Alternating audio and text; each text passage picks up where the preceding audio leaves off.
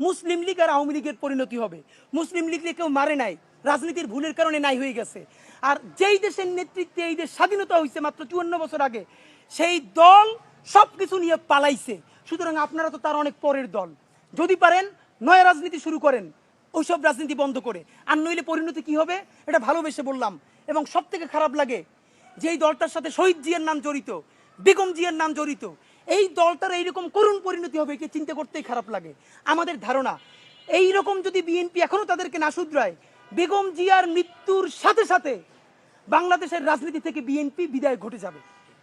এখনো বিএনপি যেটুকু না সেটা বিএনপির বেগম জিয়ার নামে। বেগম জিয়ার মৃত্যুর সাথে সাথে বাংলাদেশ থেকে কিন্তু বিএনপি নাই হয়ে যাবে।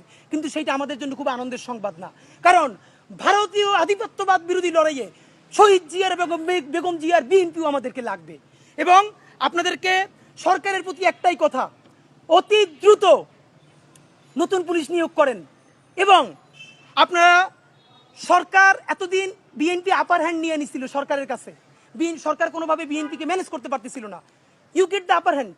আপনি এবার বিএনপির বলেন এইটা রাজি হন, জুলাইয়ের পক্ষে থাকেন, ঘোষণাপত্র দেন, সনদ দেন, নতুন সংবিধান চান।